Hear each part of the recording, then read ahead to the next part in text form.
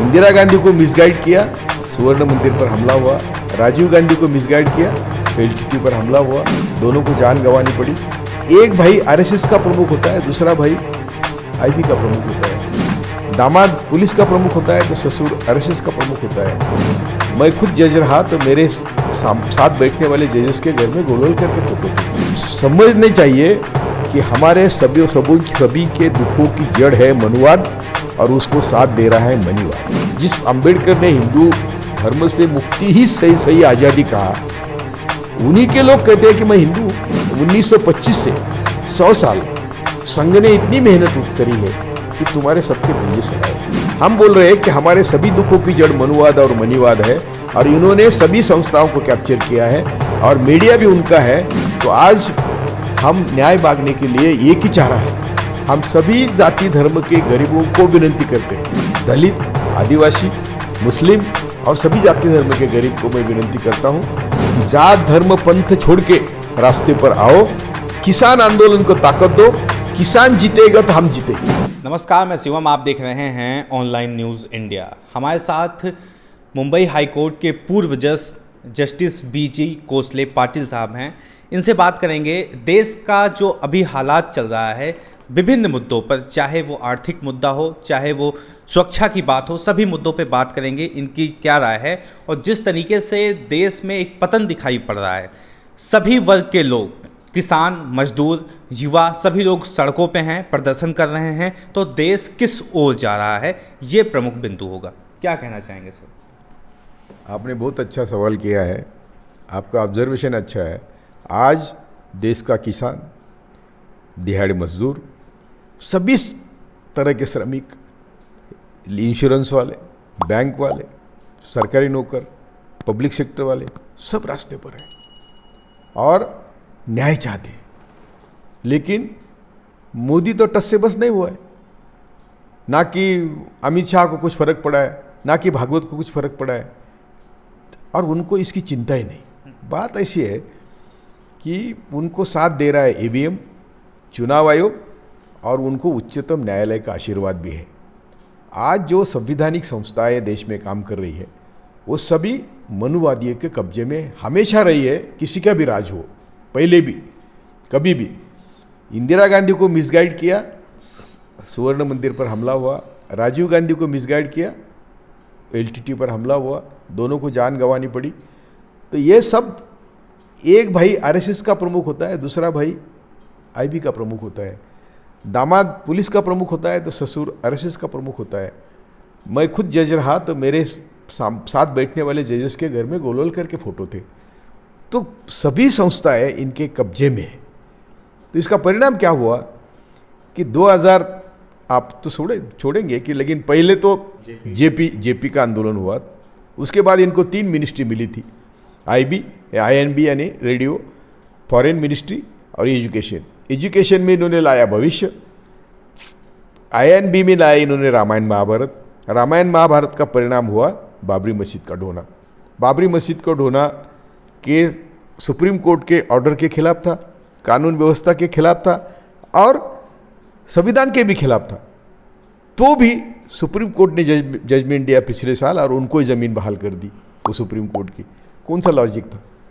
तो गुजरात हुआ, ढेर सारे पुरावे आज भी है। आज भी बजरंगी का वीडियो देखो, मोदी बोला जितने चाहे मुसलमान काटो, हम आपको सब सहकार्य करेंगे, और वो किया। अब बजरंगी आज बेल पर है, जमानत पर है। तो इन्होंने एक एक करके प्रयोग किया कि हम कर सकते हैं कि नहीं।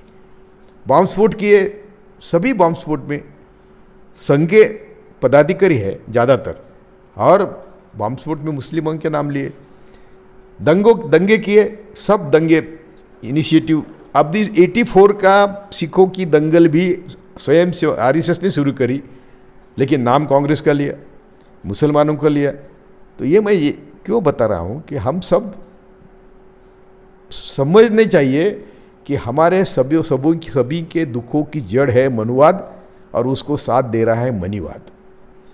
ये दुखों की जड़ को यदि निपटाना है तो हमें घर घर जाके बोलना पड़ेगा कि हमारी जो आज की स्थिति हुई है, मनुवाद क्या है। आप तिलक पढ़ेंगे, सावरकर पढ़ेंगे, गोलवलकर पढ़ेंगे तो आपको मालूम होगा कि उनका कहना है कि हम देश के मालिक हैं।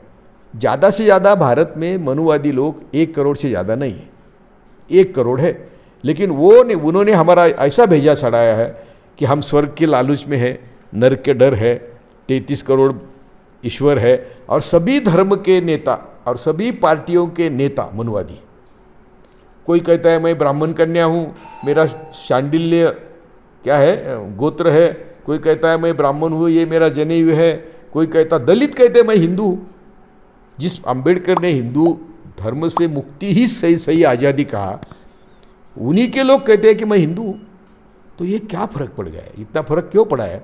1925 से 100 साल संघ ने इतनी मेहनत करी है कि तुम्हारे सबके भेजे सड़ाए हैं। आज हम 2 जून के रोटी के लायक भी नहीं रहे हैं।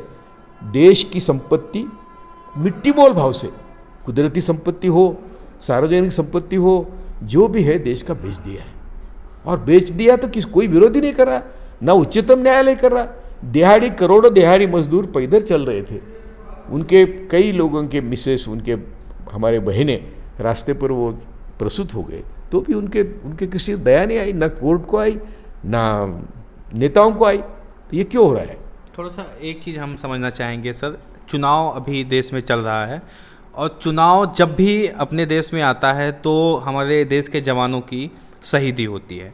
चाहे वो बिहार चुनाव की बात हो, उसके पहले 2019 का लोकसभा चुनाव हो, और लगातार जब चुनाव आता है हमारे देश के 20-50 जवान शहीद हो जाते हैं।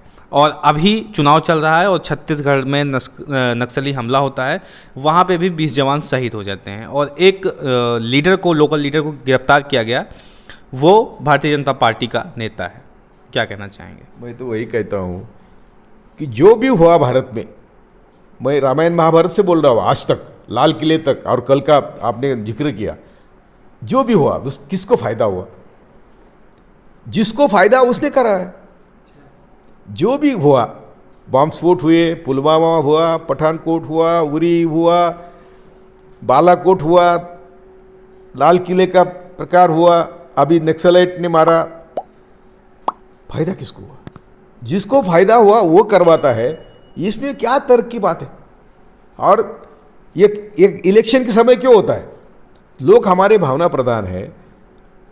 वेस्ट बंगाल में नक्सलाइट का बहुत अच्छा काम था, और नक्सलाइट कितने हैं, तुम्हारे पास फोर्स कितना है?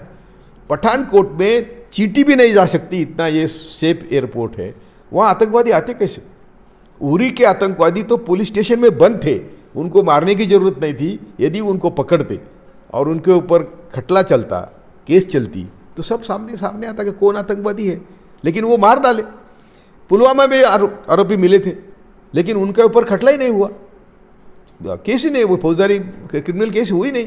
तो ये जो हो रहा है, और हुई तो उसको जमानत मिल गई। तो ये जो हो रहा है आज भी नक्सलाइट हमला हुआ, वो इलेक्शन के ही समय होते हैं, क्योंकि उनको इलेक्शन जीतना होता है। काय को बांग्लादेश, हाँ बांग्लादेश गए ना मोदी, और वहाँ बोले कि बांग्लादेश के स्वतंत्रता के लिए मैं लड़ा। कितनी मूर्खता की बात करते हैं। कोई भी जब स्वतंत्रता आंदोलन के लोग लड़े नहीं, तो ये बांग्लादेश के स्वतंत्रता की लड़ाई की लड़ेंगे? और लड़े तो नहीं, लेकिन हमारे स्वतंत्रता आंदोलन को विरोध किया।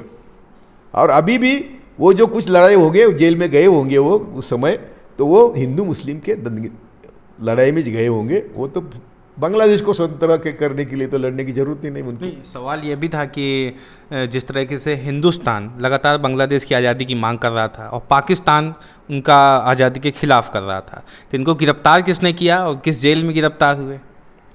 नहीं, वही बात मैं बोल रहा हूँ कि इनका किसी स्वतंत्रता आंदोलन का सवाल ही नहीं आता। और यदि ये करते तो ये तो पाकिस्तान का काम करते यदि ये करते तो पाकिस्तान का काम करते ना। तो ये इनका इतिहास, ये कब जानबूझकर मूर्ख बात करते हैं कि पाकिस्तान के रडार को हमारे एरोप्लेन नहीं दिखेंगे, या मुखर्जी पश्चिम बंगाल के नहीं तो गुजरात के थे, वो लंदन में मरे। झूठा इतिहास बोलना, जो भी झूठ है वो देश के सामने रखना, और मीडिया उनका है। आज मैं सोशल मीडिया का इसलिए आभारी हूँ कि हमें कहीं ना कहीं थोड़ा भी हमारा ओपिनियन एक्सप्रेस करने की संधि मिलती है, नहीं तो हमें कौन पूछता है। हम बोल रहे हैं कि हमारे सभी दुखों की जड़ मनुवाद और मनीवाद है, और इन्होंने सभी संस्थाओं को कैप्चर किया है और मीडिया भी उनका है। तो आज हम न्याय मांगने के लिए एक ही चारा है, हम सभी जाति धर्म के गरीबों को विनती करते हैं, दलित, आदिवासी, मुस्लिम और सभी जाति धर्म के गरीब को मैं विनती करता हूं कि जात धर्म पंथ छोड़ के रास्ते पर आओ, किसान आंदोलन को ताकत दो। किसान जीतेगा तो हम जीतेंगे। किसान जो भी अनाज खाता है सबने किसानों के साथ जाना चाहिए, और किसान आंदोलन जीतना हम सबकी अनिवार्य गरज है। और जब हम किसान आंदोलन जीतेंगे, एमएसपी मिलेगी। एमएसपी के लिए मेरे पास बजट है, अल्टरनेटिव बजट है। सिर्फ 1% लोगों के ऊपर जिनके पास 500 से 600 लाख की प्रॉपर्टी है, करोड़ की प्रॉपर्टी है, उनके ऊपर 2% टैक्स बैठाएंगे तो 10-12 लाख करोड़ हमको मिलते हैं। एमएसपी देने के लिए सरकार को 2.5 लाख करोड़ की जरूरत है। 7 साल में मोदी ने इस बहाने उस बहाने, टैक्स के बहाने, कस्टम के बहाने, ब्याज के बहाने, लोन माफी के बहाने चंद उद्योगपतियों को 50 लाख रुपए का, 50 लाख करोड़ का दिया है। माफ करिए, तो 50 लाख करोड़ में तो हम तो 25 साल हमको एमएसपी मिलती। एमएसपी देने के लिए है, लेकिन मनुवादियों का कहना हम देश के मालिक है, तुम सिर्फ 2 जून की रोटी के मालिक हो, इसलिए तुमको कोई अधिकार नहीं। इस खबर को अभी लाइक करें, शेयर करें, अभी चैनल को सब्सक्राइब करें और घंटी जरूर दबाएं।